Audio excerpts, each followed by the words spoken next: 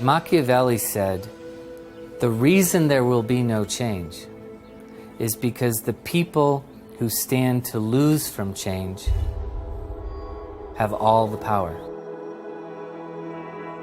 And the people who stand to gain from change have none of the power. Machiavelli was describing the global aid system today. So, as we talk about development, we have to talk about who has the power and who should have it.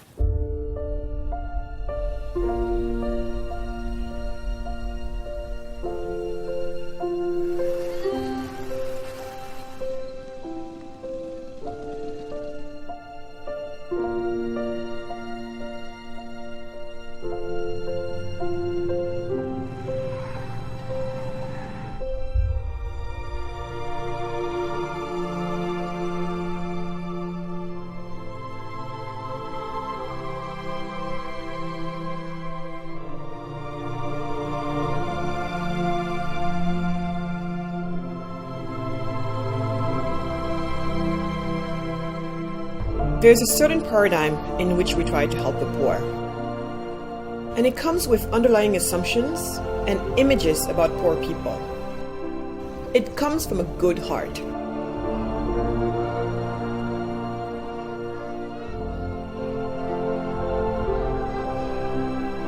They give us food. They bring us shoes. They dig us wells.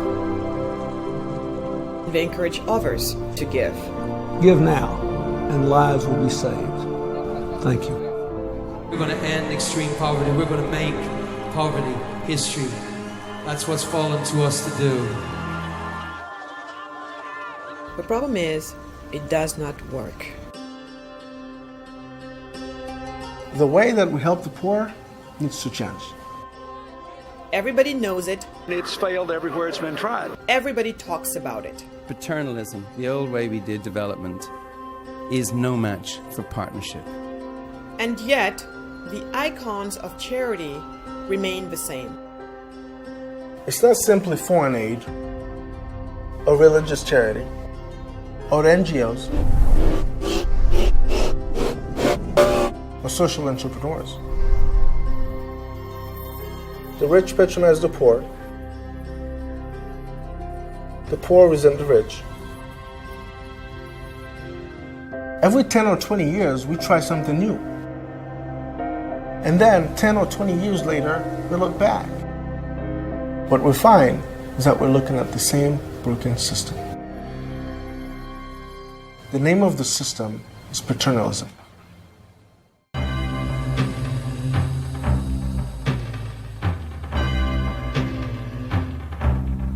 It's Christmas time.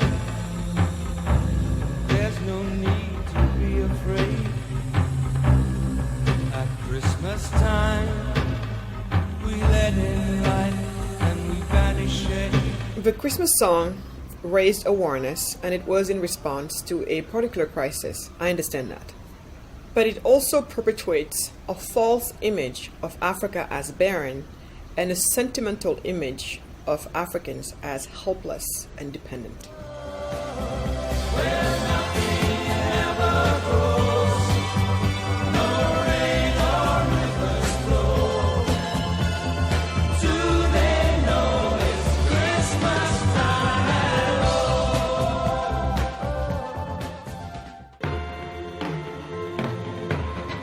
It's Christmas time.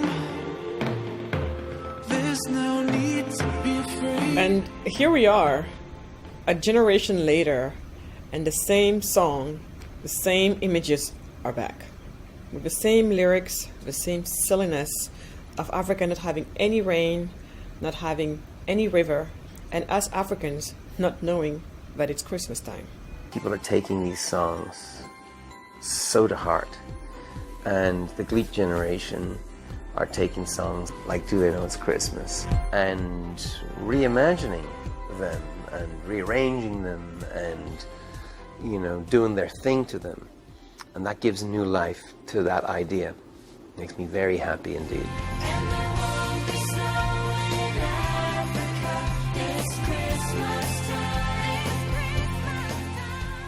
What makes Bono happy about this? By now, Bono should know better. The international media keeps telling Africans and the locals that, oh, Africa is poor, Africa is poor, Africa is poor. Africa has always been a reservoir for resources for the rest of the world. The countries they're calling poor are oil rich, diamond rich, timber rich, and land rich, and gold rich, and they're in good locations for tourism. The people here are not stupid. They're just disconnected from global trade. That's all.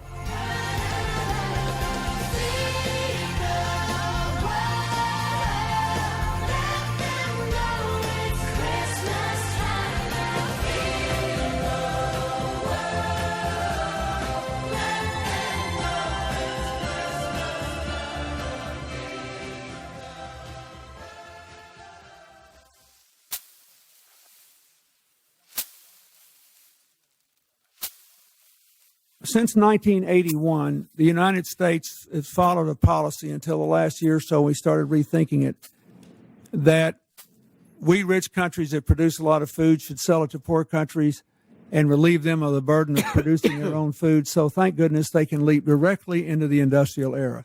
It has not worked. It's maybe been good for some of my farmers in Arkansas, but it has not worked. It was a mistake. It was a mistake that I was a party to. I am not pointing the finger at anybody. I did that. I have to live every day with the consequences of the lost capacity to produce a rice crop in Haiti to feed those people because of what I did, nobody else. Everybody talks about rice because it's a famous example. Timothy Schwartz is an anthropologist who has spent the past 20 years working in Haiti. He has consulted with USAID, the World Bank, and multinational charities like CARE and World Vision.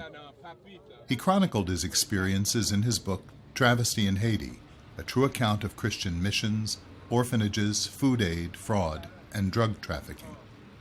In the early 80s, when we were able to force Haiti or convince Haiti to reduce their tariffs to 3%, which meant that U.S. rice was coming in, but was already subsidized at levels that varied from 35 to 100%. So the Haitian rice producer had to compete with subsidized U.S. rice produced by agro-industry.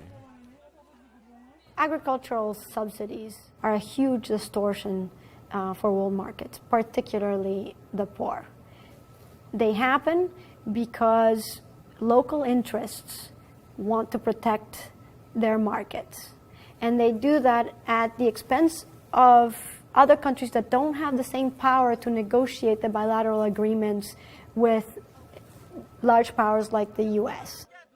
What the companies in the rich countries do is they lobby their governments and say we need to have protection from competitors from poor countries. So they block them out first with tariffs and import duties, and then they ask their government for subsidies so they can produce more. Then they produce a surplus. And guess what they do with the surplus? The surplus goes and is dumped in the poor country. So what we end up doing is destroying the local market and destroying the very companies that we first blocked out of our market. Ça détruit nous net. Ça la cause en pile planté laguer ça. Après tremblement de terre 12 janvier 2010, tout ça fait sincérité dans mon passé en gaspillage. Et que l'offre récolte là, c'est pas pour même personnellement pour utiliser, on fait pour le marché. Mais une fois que le marché a saturé, moun pas besoin de manger pour manger. Donc ou même ça c'est perdu tout ça fait pendant l'année ça. Bon c'est le taban nous c'est vraiment faire nous vinn plus paresseux. Faire nous vinn plus pas qu'à produire propre à faire par nous. C'est que moi, ça me développe, c'est que nous-mêmes, les nous produits, et surtout du riz, nous produit là, nous développons, au lieu pour international à importer du riz, nous devons exporter du riz. C'est ça, nous avons aimé. Alors peut-être que faire des créations d'emploi, tout, normalement, au lieu de Oui, au lieu de gros bay droit. Exactement. When you go to Haiti or you see, I mean, it breaks your heart. You see people impoverished, people are hungry. That is primarily either a distribution or an indigenous lack of production. Joel Salatin is a third-generation Virginia farmer whose polyface farm has been featured in National Geographic, The New York Times, and Michael Pollan's The Omnivore's Dilemma. Salatin's books argue for the virtues of sustainable biomimicry and increased localized food production. A few years ago, when I was a U.S. delegate to Terra Madre, which was the big international slow food convivium in Turin, Italy, when I wasn't speaking, I went and attended as many of the African delegation speakers as I possibly could. What each of these delegates said was, you Americans, butt out, we don't need your foreign aid, we can feed ourselves, and they would list these wonderful perennial nut-bearing trees and things that had now been cut down because of cheap Western dumping foreign aid into those cultures, which depressed the price of their locally produced food. And here we are poor, and we're not feeding ourselves, not because we can't, but because this Western dumping. In the 80s, Haiti was self-sufficient on rice. That is true. In the 80s, we ate rice twice, at the most 3 times a week. Rice was a luxury item. The farmer was producing other and a more balanced nutritional system. That was some sort of a Haitian culture. When they started flooding the Haitian market with subsidized rice, what actually happened is that rice became a cheaper commodity. And rice has become the center of the eating habit. From 3 times a week, now we're consuming rice 3 times a day, 7 days a week. People eat rice for breakfast, for lunch, and for dinner because rice has become so cheap. But it has become so cheap because it was subsidized. And none of that was an accident. They knew very well in Congress, and you read the minutes, and people have written about this, and I wrote about it in Travesty. They would say this in Congress, we want to turn Haiti into Taiwan of the Caribbean. So you had a kind of a marriage. The food lobby, the U.S. farmers who wanted to sell more products so Haiti could be shifted into a consumer of U.S. agricultural products. It's good for us. Then you had the offshore venture capitalists who wanted to promote industry in the urban areas. They argued it was good for Haiti because it gives people jobs. And then you had a third partner in this, and that was the conservationists. Because Haiti, with the erosion and the deforestation, is considered a serious problem, a serious ecological problem for the entire region. You got runoff from the mountains, erosion, dirt going into the ocean, smothering the reefs. So if we could get the peasants off the hills with their inefficient hillside farming of beans and corn, we get them out of the mountains and down into the cities and working in the factories so we could preserve the mountains, the trees could grow back. So there's this nice little picture of all three, conservationists, the offshore venture capitalists who were promoting factories, and the U.S. farm lobby. And what beautiful logic. I mean, come on, you step back. How can you argue with it? What about the change in your thinking to have you issue your apology the other day about the food policies? We genuinely thought we were helping Haiti when we restored President Aristide, made a commitment to help rebuild the infrastructure through the Army Corps of Engineers there and do a lot of other things. And we made this devil's bargain on rice, and it wasn't the right thing to do. Think about it. If you're in the countryside, used to farm and used to produce rice competitively, now there's a cheap rice coming in, and you don't have anything to do there. Because farmers could not make a living outside in their rural area, they moved in looking for better days into Port-au-Prince, and we overbuilt slums. And what it did is it actually created more poverty. I'm not saying they were wrong. I'm not saying it was, and it certainly wasn't evil, but the side effects of this plan, this social engineering that came from the north, was massive slums built of concrete, poorly constructed, on a fault line. This is CNN Breaking News.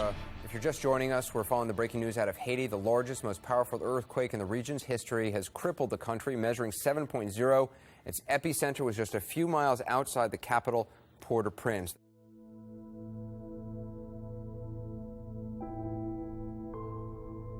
It hit while I was on the road. And you think of your family, you think of your brothers and sisters, and that night was a nightmare. The next morning we woke up and the whole place was down. Especially downtown had the effect of a bomb.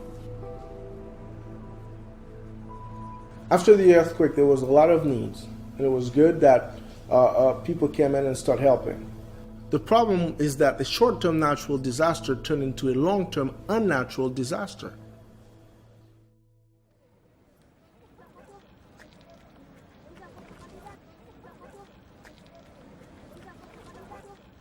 When that earthquake hit, there is no question it's a human non-negotiable to go in there and help at any cost, except that once you're in that feeling of helping people, it actually makes us feel good to help, to be Superman, to show up and save somebody.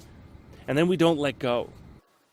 When the January 12th earthquake hit in 2010, this individual from Thailand had emailed because he had gone through the tsunami in Thailand. And he said, I'm so glad that you survived this natural disaster. I'm just praying that you'll survive the arrival of all the NGOs. And I didn't really understand what he meant at the time. The earthquake happened almost 3 years ago now, and there's still free rice being delivered, and it's still hurting the Haitian economy. It's not an emergency anymore. Haiti is a republic of NGOs because there are more NGOs per capita here than anywhere else in the world. I don't have the official number, but they claim that in Haiti alone, there's 10,000 NGOs.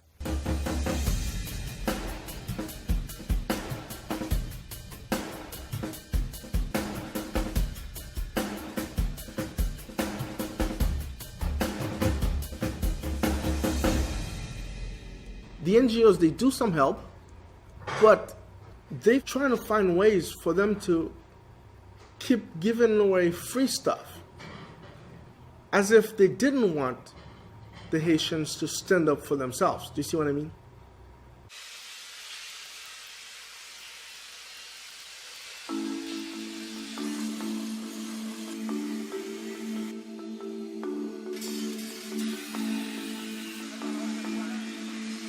My name is Jean-Onel Noel. I am the co-founder of INERSA. My partner and I, Alex George, we started in my garage 6-7 years ago, making small experience with the solar panels. This is the raw material. We work them to become actual streetlights, solar streetlights. We wanted to be part of something special. And because both of us, we grew up in Haiti, so we know what the situation is. We have plenty of sunshine. So is there a way that you can harvest energy from the sun and to resolve the energy problem? So this is something that is completely different, and it was something completely new. At the beginning, almost everybody thought those guys were really crazy. They don't have nothing to do, spending their time making some experiment on solar panels and LED light bulbs. And even now, we come with the product and they say, this is Haitian-made product. Most of people, they don't believe us. At the beginning, having a $500 contract was great news because we had money for next week. This is the way we started. Now we have like big contract. And we have 62 employees right now. So we think we found the right track. Most of the employees we have come from shanty towns. Some from Cité Soleil, some from Martissan, Cité Castro, very populated area. We train them here. There is no social security network in Haiti. So for our workers, we are the social security net. If they were not working, probably some of them will be gang members. In fact, when we were starting INERSA, situation was really, really bad in Haiti. And some of the guys, they are trying to recruit them to become gang members. I mean, they offer you like 500 US and a gun, and you are an unemployed guy, you have no future in Cité Soleil, you don't see yourself as part of nothing. So it's easy to accept this offer. I mean, the temptation is high. And some of the guys at the beginning, I mean, we were really small, and they were calling me and say, geez, I have no money, I have nothing. I say, don't go there,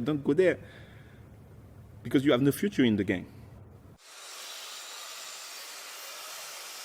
We have installed 200 lights in Cité Soleil. They know that NSA is hiring people from Cité Soleil and brought the light to Cité Soleil. When you do something, you can see the impact on the population, and you can say, this is because of me.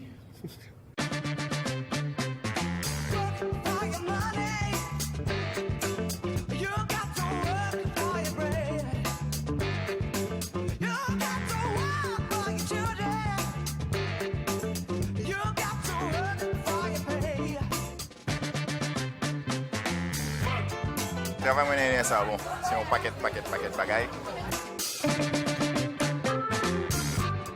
C'est un pile bon parce que c'est dans ça m'a fait que moi utiliser pour payer quand moi, nous manger de lit, nous vivre de lit, me payer l'école petit moins, tout ça et puis moi content que parce que moi dans ça parce que me sentir dans place moins.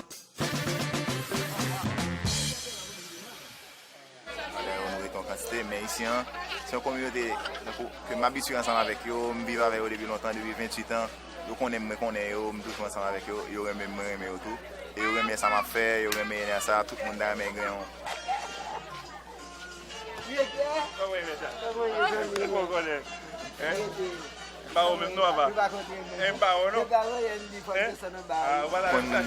On dit ça avec le directeur, vraiment c'est tant que pas ouais Timonio même ensemble avec moi. Moi j'ai deux petites, c'est vrai que boucler études classiques et puis pour faire high school, pour aller dans l'université, pour faire de hautes études, après ça pour quand me parler, me dire bon ça c'était fille de travail moi dans ça.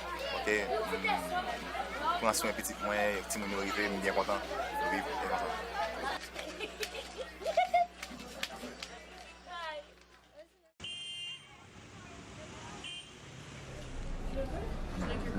Yes. Coffee needs to be very, very sweet in Haiti. It's more like coffee syrup than coffee. Right after the earthquake, you had a lot of need for solar because power was completely out in Port-au-Prince. NGOs starting to feel the need for solar went to donors abroad that sent the solar equipment from abroad. So then when we managed after a few weeks to be able to secure the facility to get some production going again, then the demand stopped because it's hard to compete with free. Because when you had companies sending 1,000 solar panels to Haiti for free, how are you going to sell? So it comes from a good heart. I totally understand. People didn't know that there was any solar available, and people had this conception that, oh, in Haiti, there's nothing, so I have to come with everything, even with water if I want. So we really suffered from that perception. From an average before the earthquake of 50 streetlights a month on average, we went from January to June, we sold 5 streetlights. After the earthquake, we were competing mostly against NGO. So NGOs were coming with their solar panels, solar street lights, and they are giving them for free. So what about local businessmen? So what do you expect them to do? Did you ever talk to those people who were giving it for free and say, hey, what are you guys doing? Oh, we met them many times. Those NGOs, they are changing the mentality of the people. Now you have like a generation with a dependence mentality. When it becomes an industry of its own, the industry of charity, it creates more harm than good to the country. But there are different ways that can help. We have done experience with Partners Worldwide. They are working in Haiti, and this is an NGO that support businesses. So they help you set up your business. They give you training, they try to put you on their network, they try to sell your good. They do everything that can help your business grow. Some NGOs also are training technicians, construction workers, mechanic guys, electricians, and they are giving them possibility to start their own business. They are teaching them how to fish, not to give them the fish every day. Your goal should be to give me a fishing rod and to teach me how to fish and then move out. But after 40 years, if you're still here, there's a problem.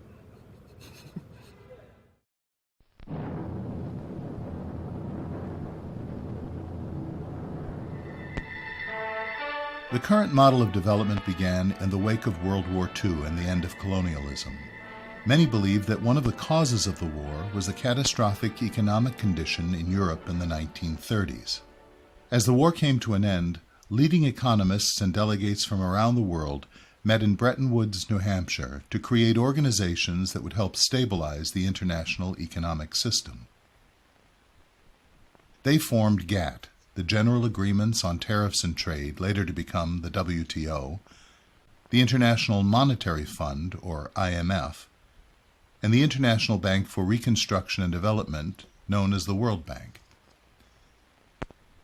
The goal of the World Bank was originally to help rebuild war-torn Europe, but this role was soon taken over by the Marshall Plan.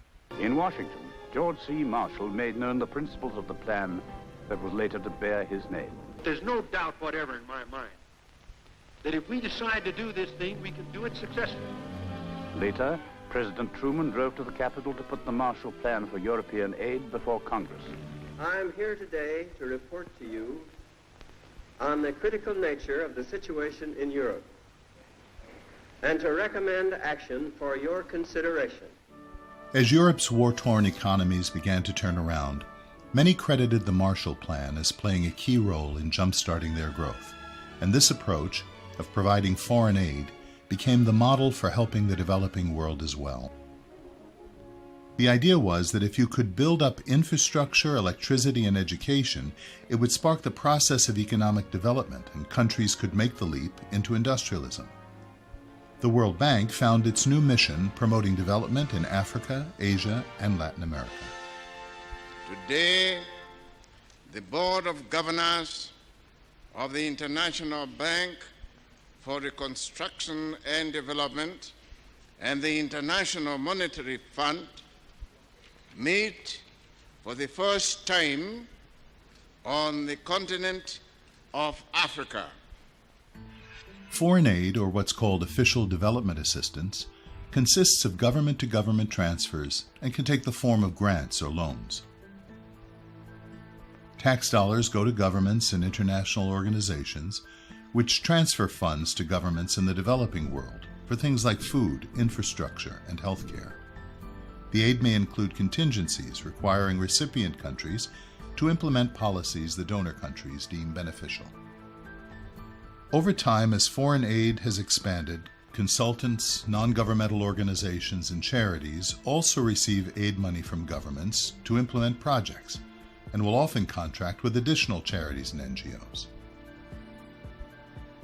Catholic Relief Services receives over 70% of its budget from government money, while in 2012, World Vision received close to $175 million, and the international development firm Chemonics more than $500 million in government contracts. A recent drive for increased foreign aid is the United Nations Millennium Development Goals, with the aim of eradicating extreme poverty by the year 2015. With over 400 proposed interventions, the goals have been endorsed by government leaders, promoted by celebrities, and thousands of charities and universities have signed on. Foreign aid has become the cornerstone for the West's engagement with what became known as the Third World.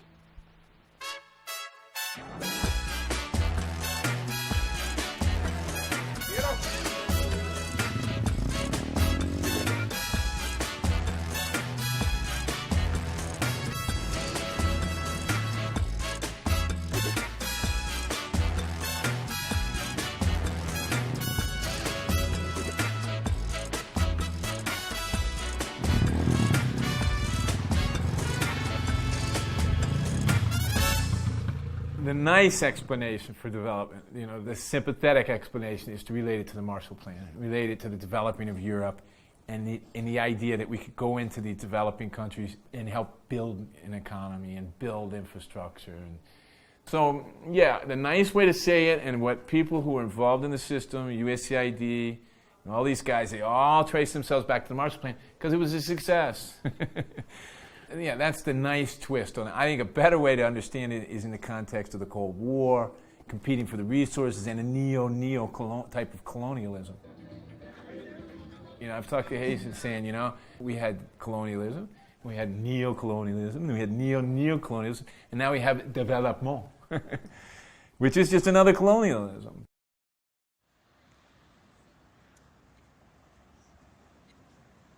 I once spent a rather happy afternoon in a place called Malabo, counting the number of vehicles of different aid agencies.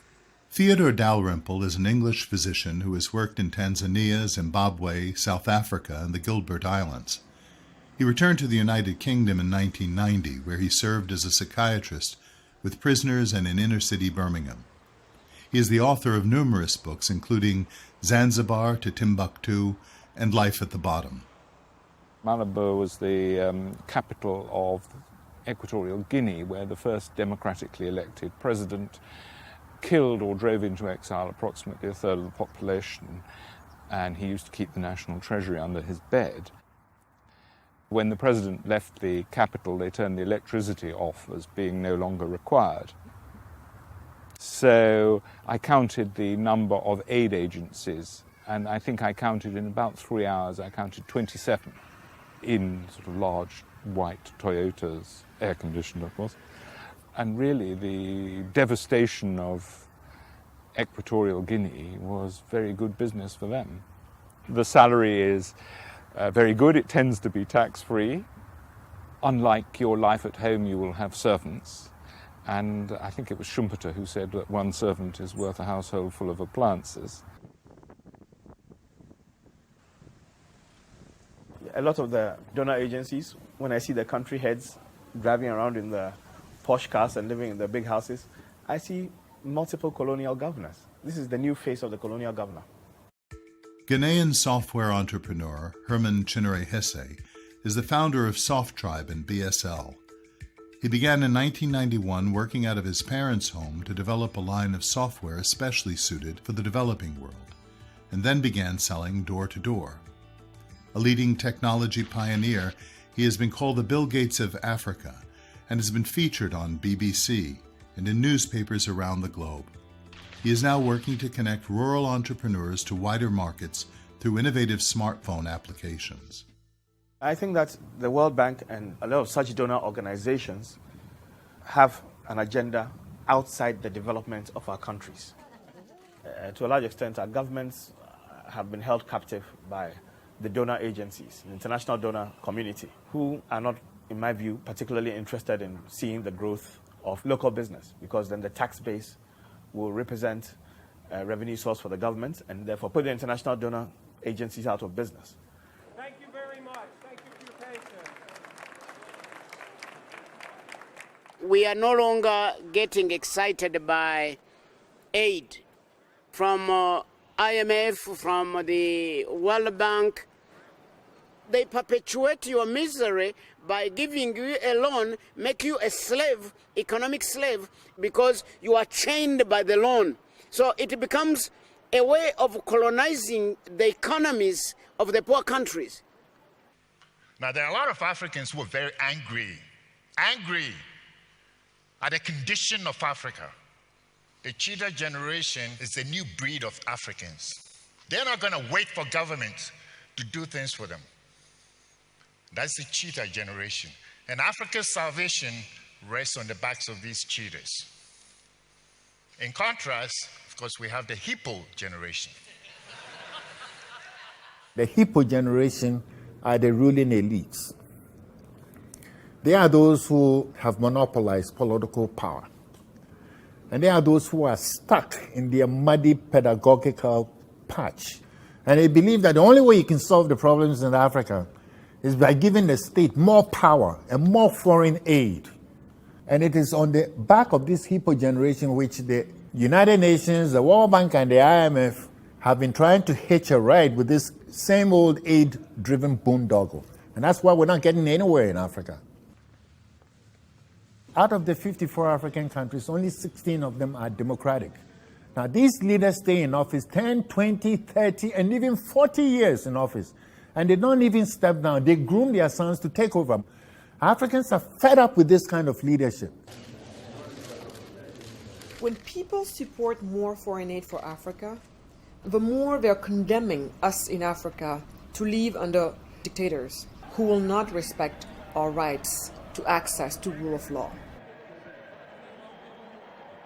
No doubt originally the idea was compassionate. You saw people suffering from poverty, and therefore your immediate response is to give. But unfortunately, giving on a large scale distorts. Take a country like Tanzania, where I actually worked. Its greatest receipts in foreign currency were from aid. And the whole of the political process actually was who got their hands on the aid. Make no mistake, I am not against humanitarian aid. Of course, if a disaster happens, we better rally and help each other. But when humanitarian aid becomes a way of life, then we all have a big problem. Emergency disaster relief has become the permanent model, and that model is what I call the current aid industry. I have never heard of a country that developed on aid. If you know of one, just let me know. I know about countries that developed on trade and innovation and business. I don't know of any country that got so much aid and it suddenly became a first world country. I've never heard of such a country. So the track is wrong. That track ends to nowhere. There is a school of thought out there that I don't agree with, where indeed people think they owe the poor people to give them money without thinking about how they are going to use this money. Aid leads to more aid and more aid and more aid and less independence of the people that are receiving aid. Second, there is a wrong notion for people who have money or who give aid.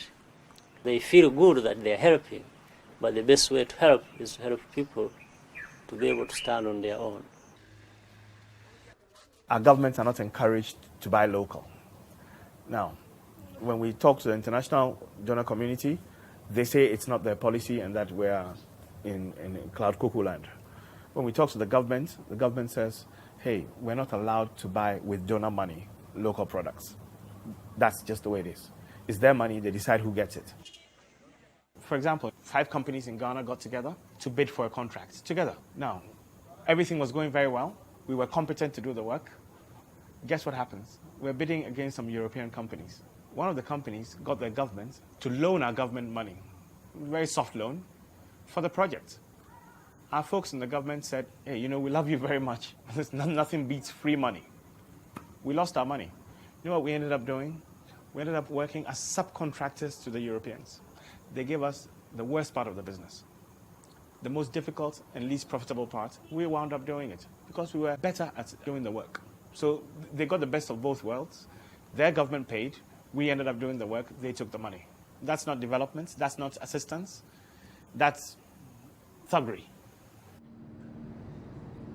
A large part of aid is, of course, a subsidy to the companies that do the work in African countries. I myself worked on such a project, and I saw myself the incredible waste. It was a road project, actually, in Tanzania. And the foreign aid amounted to a huge subsidy for a company that could not possibly have got the contract in a real market.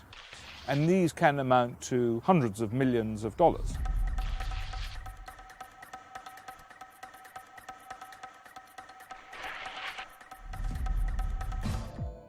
And the so-called foreign aid actually goes back to the people working for the company, and I suppose the shareholders of that company. And I myself am personally a beneficiary of that. Anyway, in essence, I bought my first house from the proceeds of foreign aid Foreign aid has been excellent to me. It's aided me immensely. It's allowed me to have an interesting life, to travel, live in good conditions, be well paid, no tax. Couldn't be better. Everybody in development agrees, everybody knows the system doesn't work. They don't say it in public. When you sit down and have beers with somebody, or you sit down and have a meal, we all say the same thing. The system's broken, it's not working, it's not happening like it's supposed to be. And everybody's, some people get very emotional about it. Everybody in development knows there's something rotten. They know. But I'm not saying anything that everybody else doesn't know. What began as a plan to jumpstart economies and promote development has, over time, developed into a complex system of global humanitarianism. The system includes everything from governments and multinational corporations to aid agencies, NGOs, charities, celebrities, and social entrepreneurs. The goal is to help, but the incentives and the interplay of these different components ended up creating a global poverty industry. Perhaps the best way to understand it is through what one of the founders of sociology, French sociologist Émile Durkheim, called a social fact, a broad tapestry of norms, assumptions, and social and economic institutions that transcend any one individual or organization. The social fact puts constraints on how we think and act, leading us to take many things for granted. It becomes simply the way things are done. This doesn't mean there is never innovation or attempts to fix the system. People are always coming up with creative ideas and approaches. The trouble is that most of the innovation takes place within the assumptions, beliefs, and values of the social fact. At its core, the social fact situates the poor as the other, as objects of charity, rather than as the subjects, the active protagonists in their own story of development. People have the internal capacity to rise out of poverty, but they do so only when they have certain key things many of us take for granted, like legal protection from theft and violence, justice in the courts, the ability to get title to one's land, freedom to start and register a business, and links to wider circles of exchange. The difficulty is that this ladder to prosperity is missing in many places around the world, and the current system creates incentives for governments not to build it. Whenever you have an aid agreement, those consultants come into the country and they don't work for the country, they work for the foreign aid establishment. And so what you find is that the aid establishment severs the link between the leader of a country and his people. Because you've got all these consultants running around doing their thing, purportedly to work for the people, but in reality their masters are in Washington and Tokyo and London and Paris. So that's what's part of what's broken with aid. Poor people have become the clients of a vast global poverty industry. If they climb out of poverty, the industry becomes obsolete. So a question we need to ask ourselves is this: who benefits the most from the way things are currently set up? The people we are trying to help, or the people who work in the poverty industry?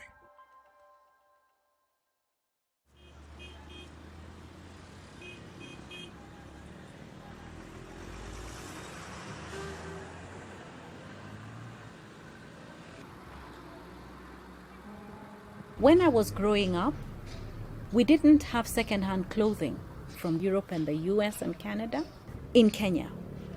My mother took me to a store and she bought me a beautiful t-shirt that said made in Kenya, Kenya cotton. Today, I would struggle to find a t-shirt like that for my daughter. Why? Because the influx of second-hand clothing that makes its way here from Europe and the US and Canada has negatively impacted on our textile industry in Kenya. Massive layoffs in the 80s and the 90s. Factories that shut down. What happened to our cotton farms? When I was growing up in this country, we could have bought cotton in varieties and types that are incomparable. But that's all gone because of the impact, the negative impact of the apparel imports at a second-hand level.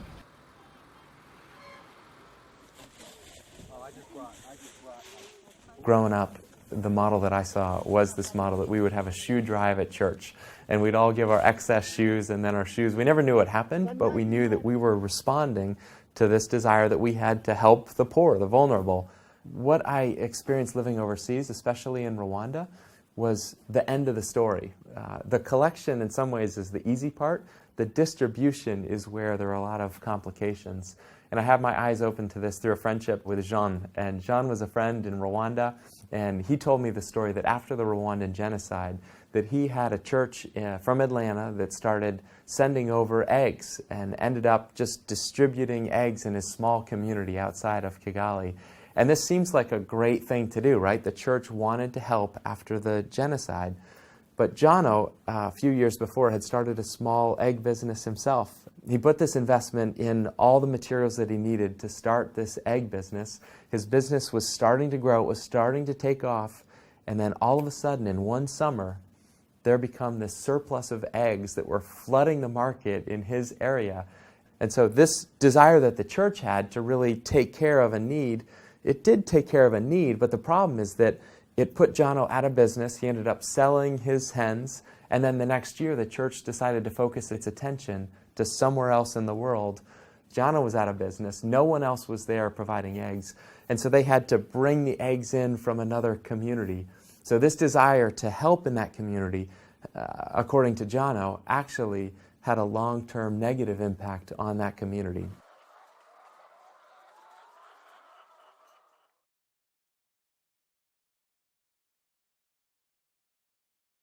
If you go to an aid conference now, as opposed to 20 years ago, and you say, how many people are involved with charities? Nobody raises their hand, because charities become a bad word. So they call themselves social entrepreneurs. A recent trend in development has been the increasing popularity of social entrepreneurship, which applies business models to pressing social problems. One of the leaders and most recognized social entrepreneurs is Blake McCoskey, the founder of Tom's Shoes. About 15 months ago, I was down in Argentina on a vacation, actually trying to learn to play polo. When I was down there, I noticed that a lot of the polo players and a lot of their girlfriends and wives wore this shoe called the alpargata. And the alpargata is very much like the current Tom shoe, but instead it had a rope sole, and it just came in like navy, black, and maroon. But everyone wore them around, and it was very kind of trendy and chic to wear these to the bars at night, or to the shopping mall, or to the beach. So, kind of seeing this new cool shoe that all these people were wearing in Argentina that I had never seen, and seeing lots of kids without shoes, I came up with the idea to start Tom's Shoes. I said to my friend, what if we took this original Argentine shoe, redesigned it, made it, chic and cool and fun patterns, and sold it in fun, good stores in the United States. And every time I sell a pair, we would give a pair back to these children who don't have shoes. Gracias por los zapatos. Gracias. Merci pour souliers. When I was at the Seven Fund, we actually gave Tom's a prize for a movie they made about their system, about their idea with the shoes and everything. And at the time, I actually also thought this was a great idea. The basic principle of Tom's Shoes is called 1 for 1. He produces the shoes. When you buy one here at a marked up price, at the same time one pair of shoes is sent over back into the developing world and given to a poor child. The unintended consequence of this is that, of course, there is a local cobbler there as well who actually makes shoes and sells them. Can you imagine what happened to that guy the day the truck shows up with Tom's Shoes on them? Why would you go buy something? It's for free. And then to add to this complex situation, that truck doesn't show up all the time. Our donations have an unpredictable impact on the local economy, and that reaps havoc on a lot of businesses, especially small and medium-sized businesses. Tom's Shoes, they found the right model that, I don't want to say exploit, but capture this love of people who want to be generous and helpful, And they combine that to some kind of NGO model to keep dumping free stuff on the market. Okay, Blake is also trying to do some new things. He's been criticized for, sending shoes, so he's trying to develop factories in local places, where now instead of just giving it away, they're at least producing it in those countries. What do you think about that? Well, that's good. At least he listens. At least they make those factories in countries where they produce some jobs, they pay some taxes. Would I give that company the prize again today? We've all learned a lot in the meantime. Tom's Shoes has learned a lot. I have learned a lot. With hindsight, I would love to have given him the prize and invite more people to bring ideas into this, especially people who were actually going to be affected by these shoe giveaways. When you have a company like Tom's come in and try to be innovative, the downfall of this is that they're trying to be innovative, yet they accept the given framework. With that framework that is actually harmful, if Tom's is successful, they're making a harmful system more effectively harmful. Okay, watch this.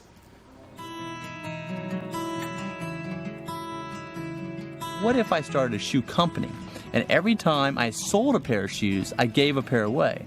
And that way, as long as I continue to keep selling shoes, these kids will have shoes for the rest of their life.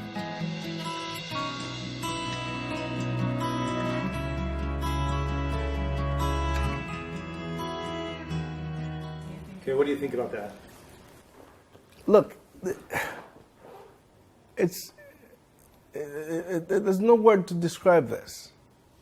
Saying that he's going to supply shoes for people for the rest of his life is implying that he would want people to stay without shoes for their life so he can give them shoes. People don't want to be receiving things for free for all of their lives like he says he wants to do it. No one in Haiti wants to be a beggar for life. It just doesn't make any sense. You know what the poor people they get? A poor image.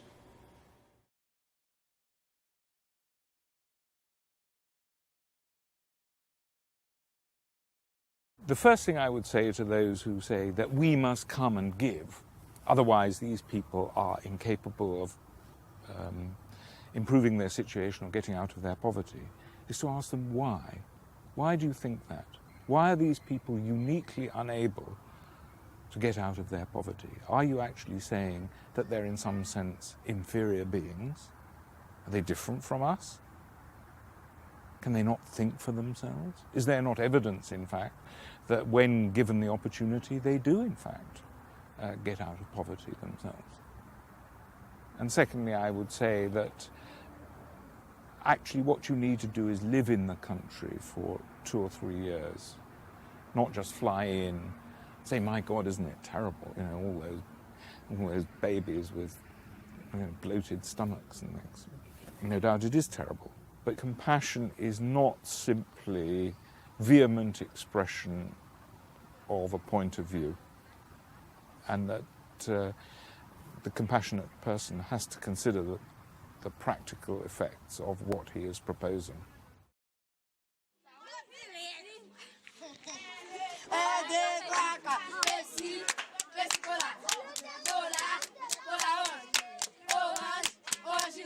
My name is Corrigan Clay, and my wife Shelley and I moved to Haiti in 2008 to adopt a child, and we were thinking at the time that we would probably start up an orphanage also.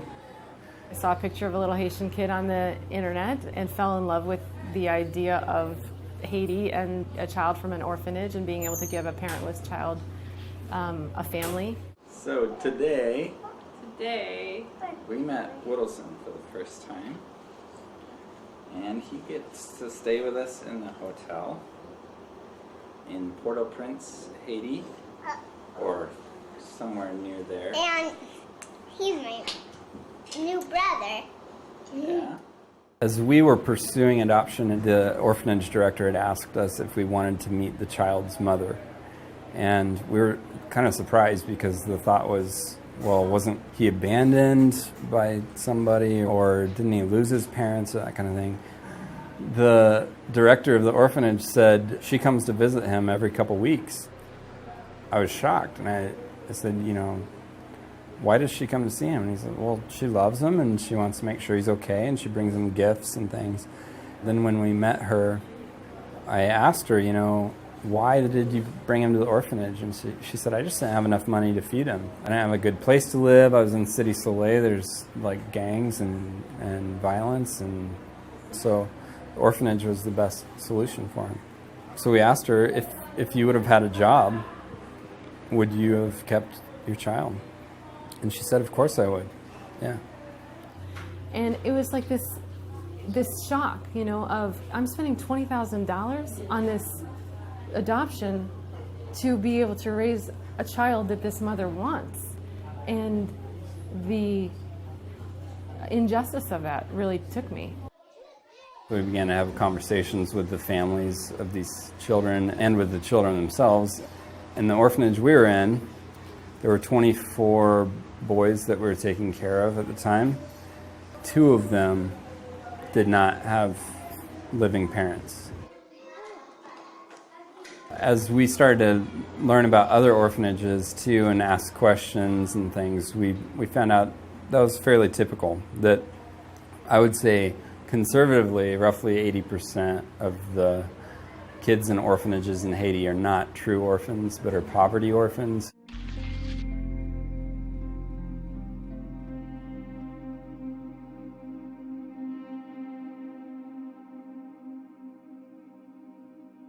This is another kind of corruption, another kind of destruction of this whole system. When I did the research for CARE, and I wrote about this in Travity, couldn't find any orphans that didn't have parents. They all had parents.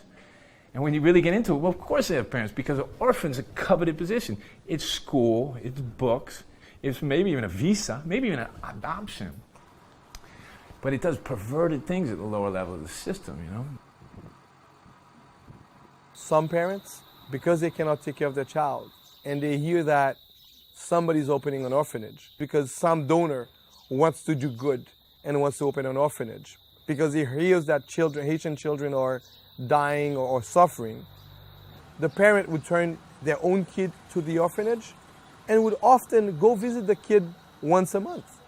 But you've relieved the parent of the obligation to educate his kid, but you have also drained that kid out of emotional ties, of the love of a mother, the respect of a father, and that kid growing up may not have all that sense of responsibility. So you're actually creating that cycle of destruction.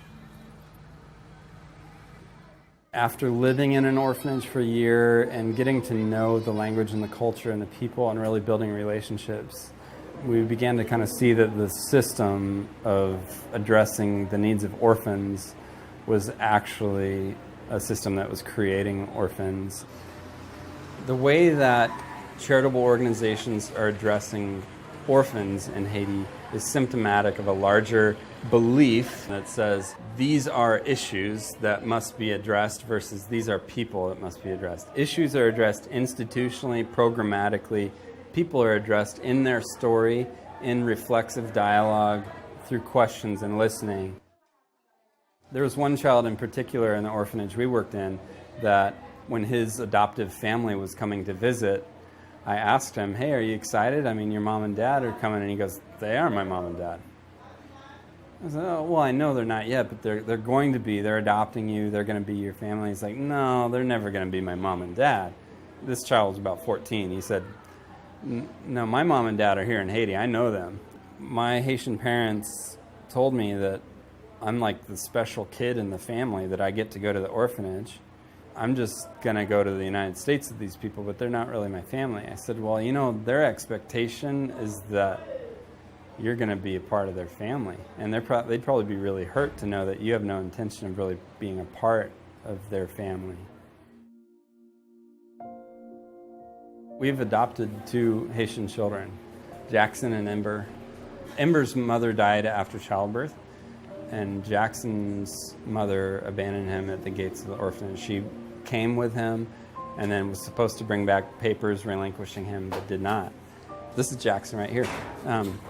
He's a big boy, but when he was in the orphanage, he actually almost died of starvation twice because this institutional approach at caring for kids, they were just plugging him with a bottle and they didn't know he was lactose intolerant.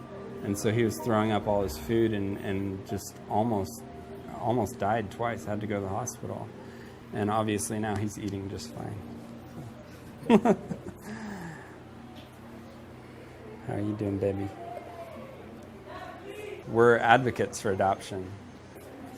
It is broken and not right that a kid would grow up without parents.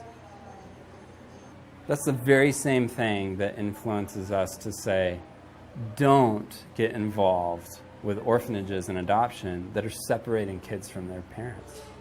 If I was in a personal financial crisis and I could not feed my child, I could no longer pay for their school supplies or for them to go to school, I didn't have enough money for them to ride the bus, whatever, and somebody from some other nation came in and said, hey, you know what? We've got a solution.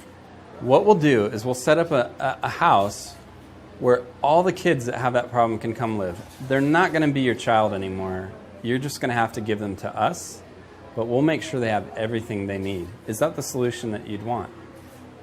And I think most honest people would say, no, I want to raise my own child. I just need a job. I need some way to make some money, and I'm going to take care of my kid.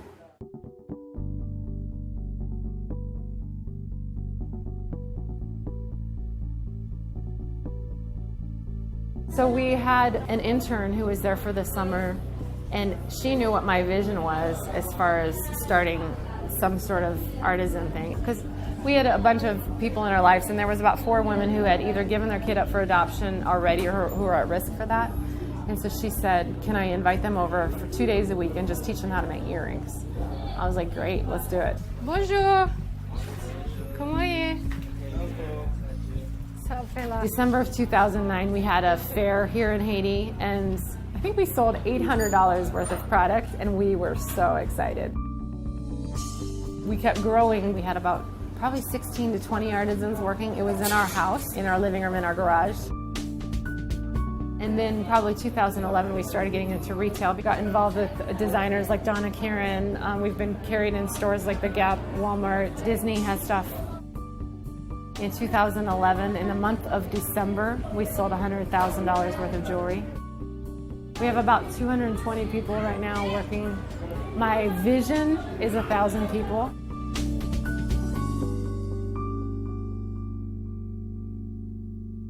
When my family first came to Haiti, we had in our savings, it was about $35,000. I thought that we'd start an orphanage and then be asking people to help us sustain that. So it would be this constant need for help. Because we started a business, now the amount that we came with, that's the amount that we're averaging in income for our artisans every month. It's not a charitable gift, here's a bunch of money every month, but it's something that they can look at and say, this is mine, I earned it, it's something that I can choose what to do with it, and somebody out there valued what I did and purchased it.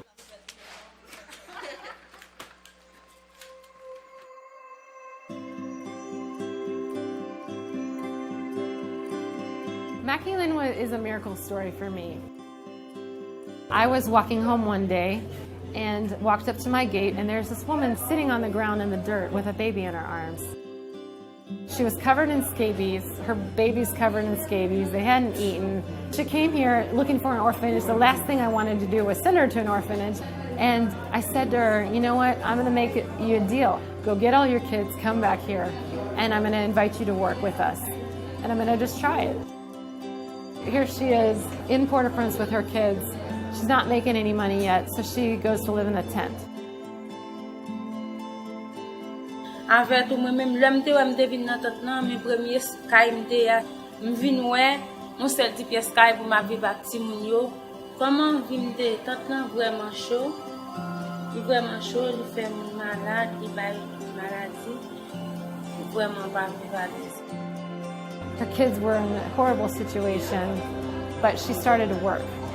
And she is an amazing woman. She's an entrepreneur. Within about 3 months, she had probably 10 employees of her own. She was talking about needing a house. I said, I don't have money for a house for you, but let's break it down into something that you can imagine. I said, if you need $2,000 for land for your home and you're getting $12 on a necklace, how many necklaces is that? It's less than 200 necklaces. And her brain just about exploded. I mean, you could see this click in her mind, her eyes opened up, and she's like, I can make 200 necklaces, that's not a problem.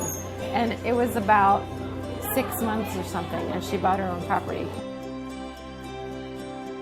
M'acheter un terre qui gagne des petites chambres sous lit. M'acheter un terre qui gagne des petites chambres caille sous lit. Qu'on y a là dans mieux pas encore. She did it herself. It's 2 bedrooms. It's her own. She never has to pay rent again. And she's now changed her life. On gros bail de mi parce que vraiment mal à l'aise, maman me supporte moi, moi j'ai sœur mais puis toute famille et supporte moi tout. Et puis si moi mon pas gain, si m'a travail, bon Dieu fait m'a travail comme ka aider mon qui pas gain. Dans mes petits moun yo ta fini l'école et puis petit moun yo ta ka vinn on bagay de moi, yo capable aider moi.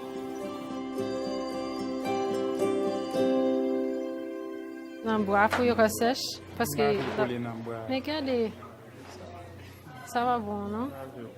You see mostly men here, which a lot of people are surprised about. We started out with women trying to do a women's work initiative because that's sort of the thing to do, right? And we found that fathers are parents too.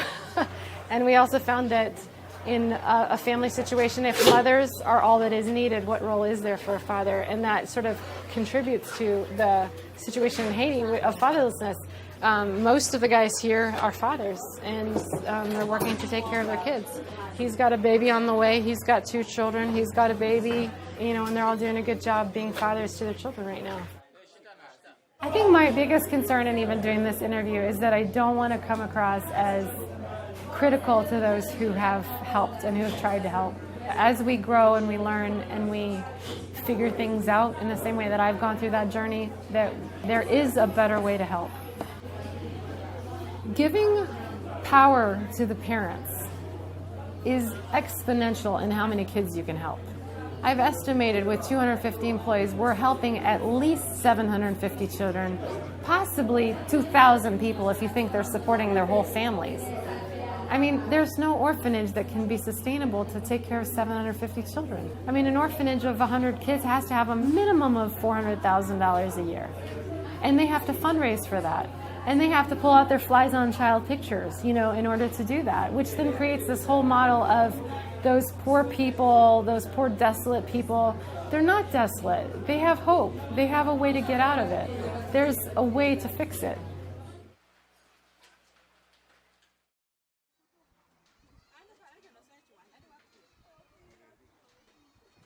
When I talk about poverty, one example I like to give is the bonsai tree.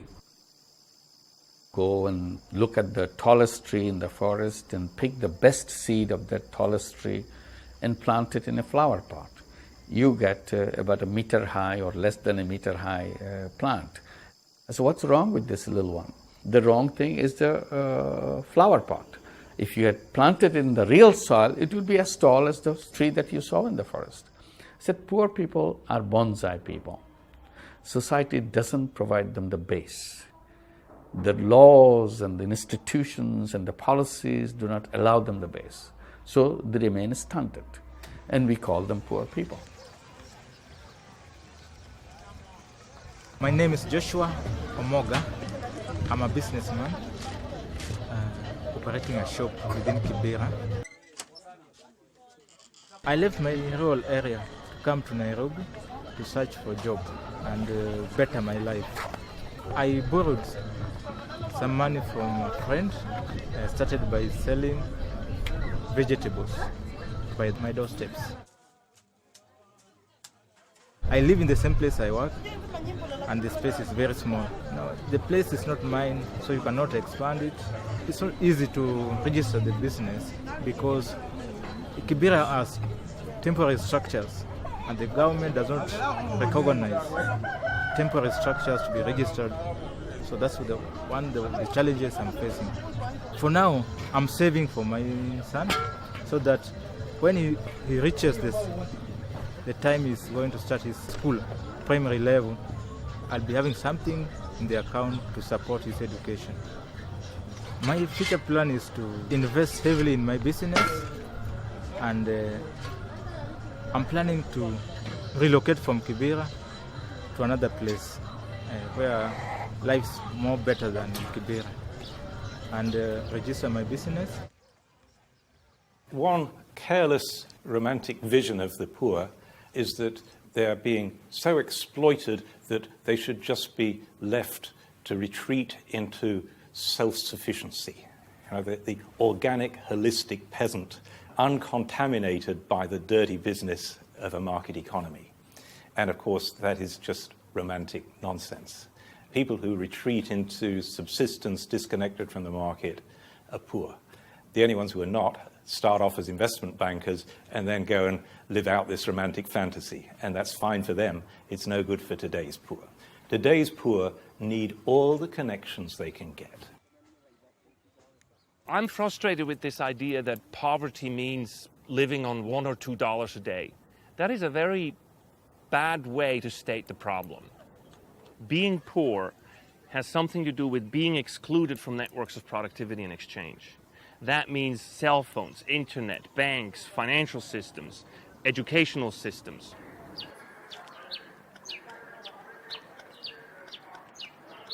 I started a small company, juice processing, based in Ghana.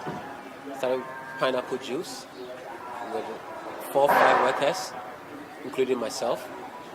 And I've come to this stage where I have 15 workers, and at peak season up to 20 workers. You start small, tend to want to expand, but because you're a young guy with no collateral, no landed property as they call it, you cannot access any facility or loan, and you want to do business in Ghana. It's frustrating.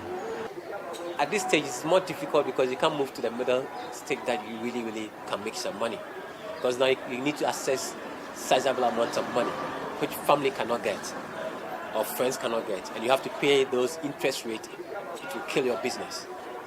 We're looking at about 6 to 10% monthly. That's about 72% to 120% annually of interest rate.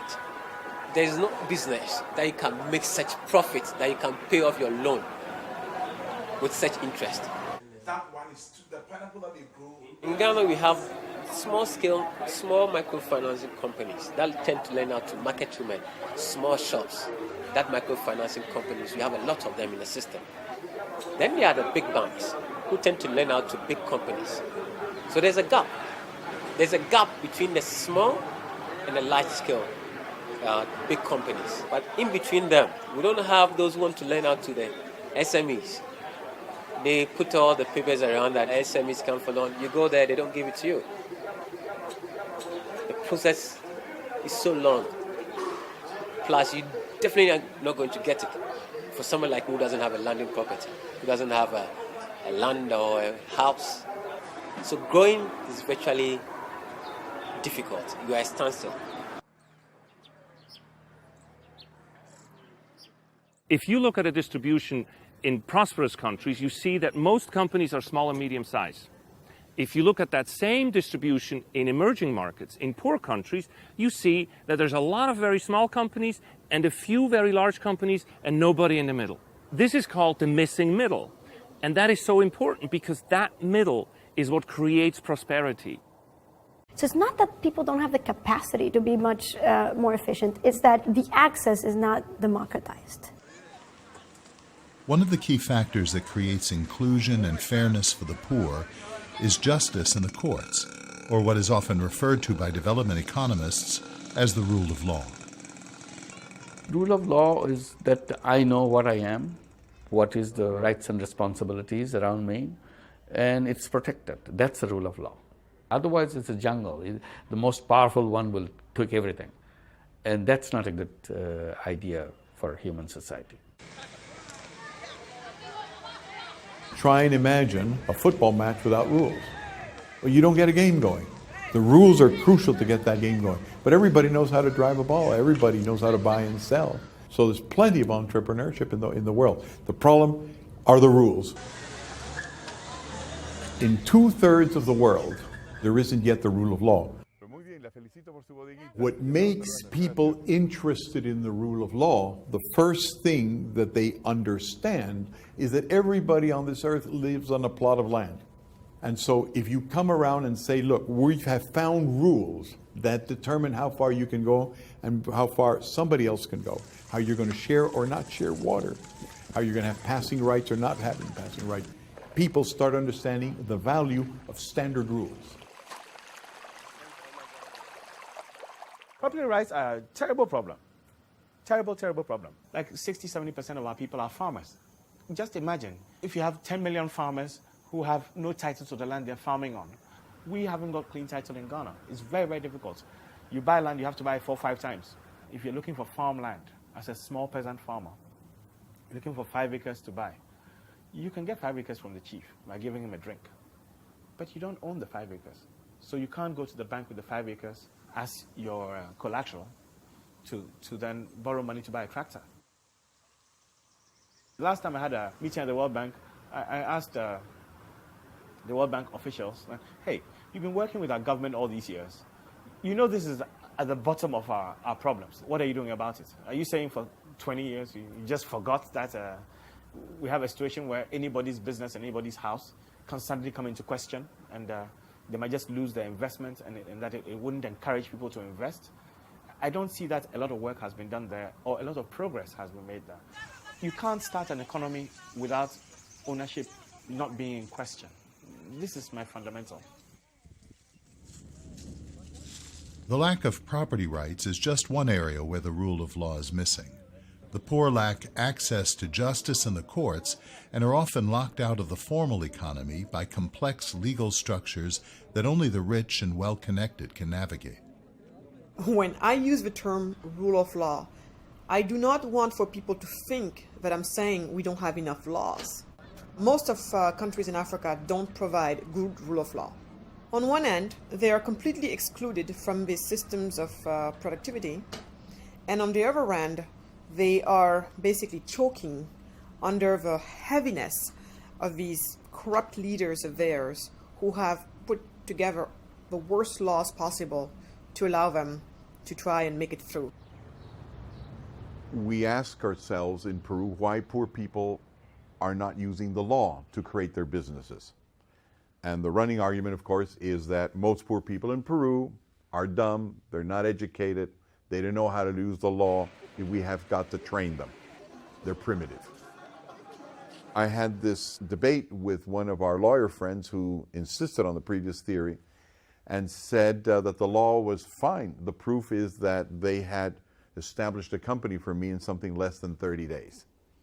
So I said, yes, but what happens if you're poor? What happens if you don't have the connections like I do that allow you to talk to a lawyer, that allow me to pay you in advance, that allow me to use a driver to take my paper from one place to another? And so we established a small little shop in the outskirts of Lima, 5 kilometers from the center of Lima, where we put 2 sewing machines that were supposed to be a shirt factory. And we put 4 students and 1 supervisor to go back and forth to all the legal offices that they discovered as they went along that had to put their stamp of approval on each document that was necessary to make this business legal. And they did, and it took them 289 days working 8 hours a day. And that's when we discovered that the law could be friendly for some of us and could be the enemy for the majority.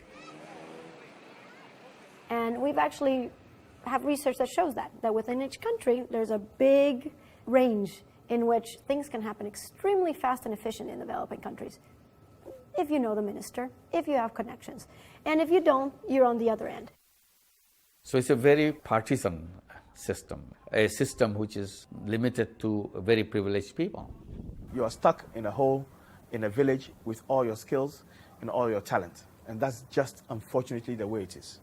The people here are not stupid. They're just disconnected from global trade. That's all.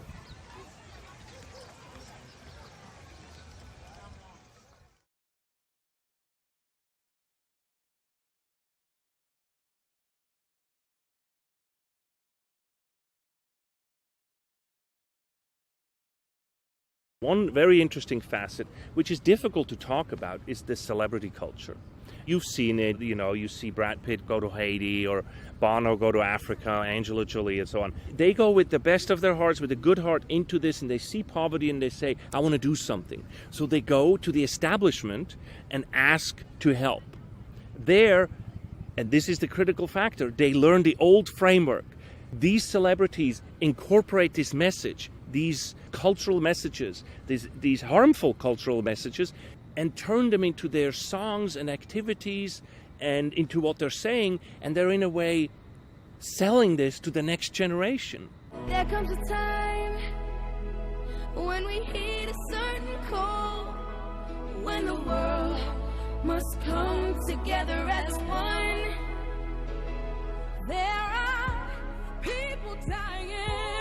So celebrities have big hearts. I think I will give them that any day. That's not what's at question here. Absolutely not. But as we all know, caring is not enough. And in this particular situation, oftentimes we find it more harmful than not. Think about it for a second.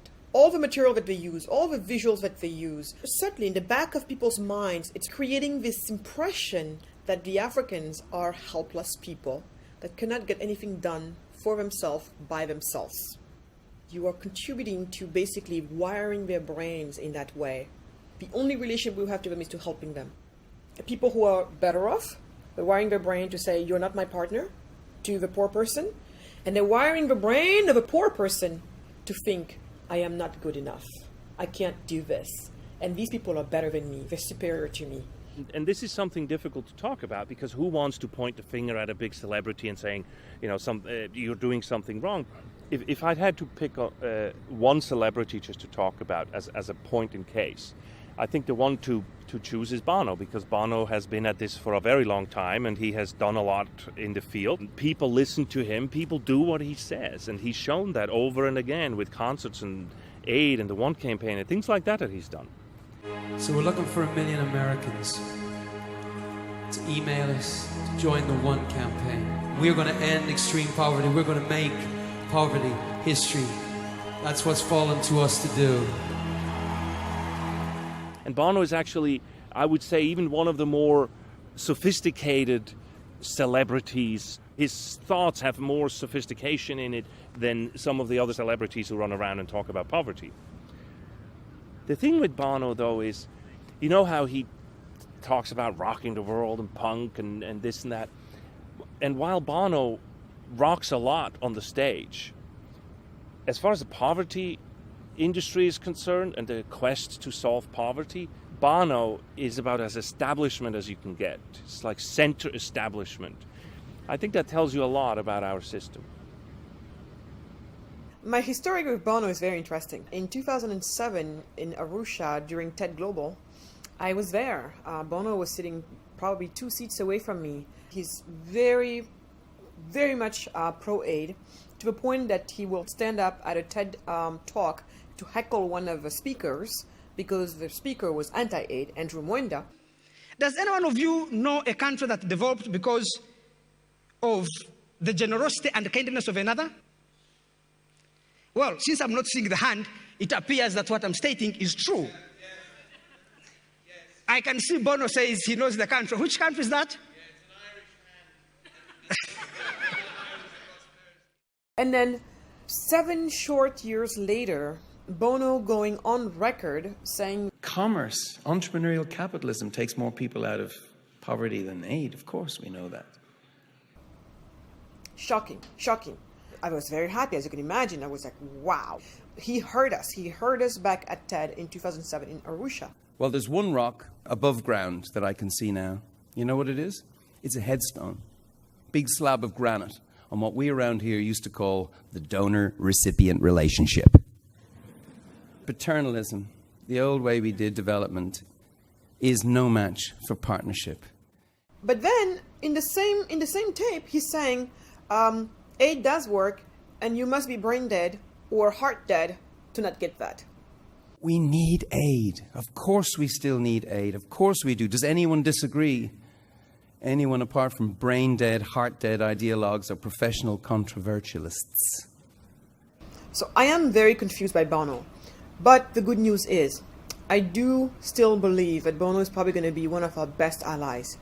I feel like he's still 1 foot in, 1 foot out, but at least there's a foot out now. And I think he will leave the poverty industry. I think he will. And you know what it is? I am deeply, deeply convinced that Bono really, truly cares. He cares so much, actually, that he was willing to have intellectual integrity in coming around. And in his world, it's not easy to do what he's done. For the record, I love Bono. I happen to know Bono. So I love his music, and he's cool. Now, somebody like Bono can help the process, not in a airy-fairy, we love Africa way. That doesn't help us. But working with African countries to execute their own agenda, not an imported agenda. Africans know about Africa. Only Africans can develop Africa. We have to sink or swim ourselves. Look, I'm glad people want to help, but we don't need one more celebrity doing one more pop song or one more campaign. But what we need is to no longer be excluded. If you really want to help poverty industry as we know it has to go. Found work in a factory by night, cheap work in a factory by night. Found work in a factory by night, I work in a factory by night, just to feed my wife, save a life. In the past, we've had too much paternalism. That model didn't work. Okay. A better model would be to, let's say, form partnerships with the poor and help the poor achieve their own dreams. See, in today's world, what Africa needs is not aid. We need a door in. What we need is to create capability in the citizens of this continent to become creators of wealth. The sooner we begin to tell a beautiful story about the African entrepreneur, that he or she is resident in this continent and is doing amazing work, then we will begin to shift mindsets. Having a heart for the poor isn't hard. We all have that. But having a mind for the poor, that's the challenge. Can we treat them as equals, as partners, as colleagues? Can we allow them to put the locus of responsibility for their own future on themselves and then be willing to be guided by their vision? Instead of focusing on feeding more of that system, we need to focus more on how are we going to make sure that these people who have been excluded can now have a foot in. And once we have a foot in, watch the magic happen. It's going to happen. It's going to happen faster than you ever thought. And it's going to be beautiful. And I never wanted to be found. I never wanted more.